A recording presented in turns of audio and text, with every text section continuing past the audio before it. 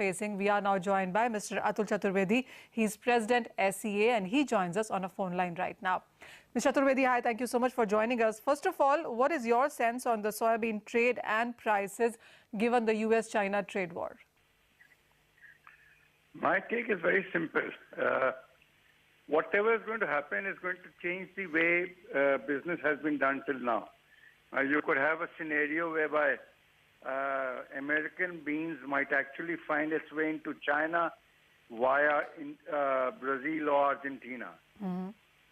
So what we are also seeing is a lot of American beans are actually moving into Brazil and into Argentina. And American beans are getting converted into oil and meal in Argentina and finding it's likely to find its way into China.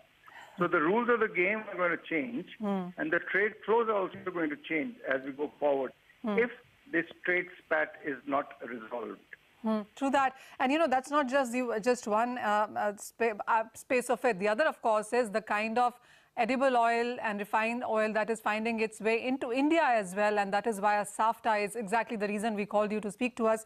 Zero duty import is what we are seeing from these countries, while the other countries have to pay hefty import duties when they come to India.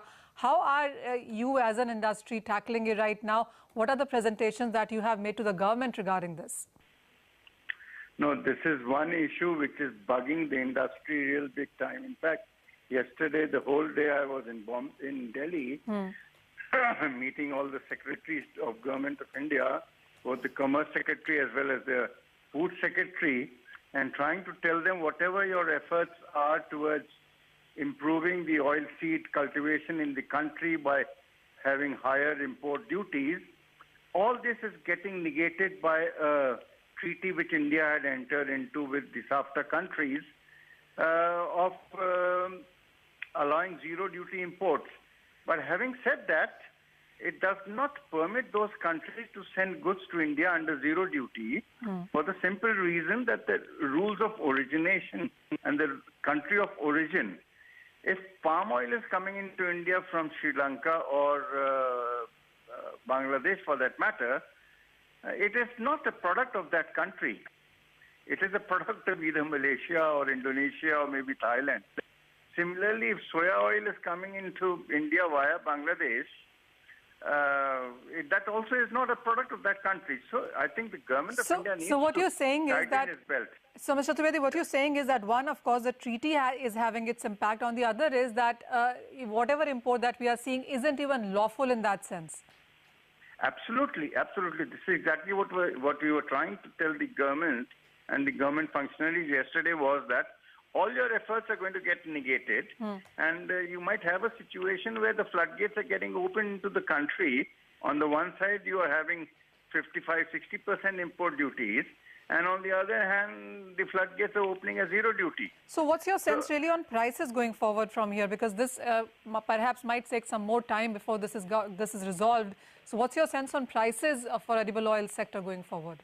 My take is that if the government takes its own sweet time in deciding on this, then our prices are in for big-time bear grip. Because if zero duty versus 60% duty, then you are in for very, very serious problem. And I'm sure this will be a great disservice we would be doing to our oilseed farmer. As it is, the Indian oilseed farmer is not very enthused with the oilseed returns. Absolutely. And this is also going to discourage him still further. In fact, let me tell you, Manisha, a little story. I was in Indonesia about 15 odd days as leading a delegation there, and we happened to talk to the Indonesians. Then one of the CEOs of one of the big companies there, he talked about the Indian duties. So we said that India has to protect its own oilseed farmer. Sure. He says, you can keep protecting your oilseed farmer, but we have this wonderful slap and dash approach. We are sending the goods to to Bangladesh, and then they're touching the Bangladesh shores, and they're finding his way back to India. Well, that's exactly what you told us. Well, yes, it is quite a situation really, because other countries we have to pay. I mean, there is 60% import duty on edible oil seeds, but under SAFTA it is 0% import duty. So there clearly is quite a bit of a rift or a gap, as you can see, when it comes to imports of edible oil seeds in case of India.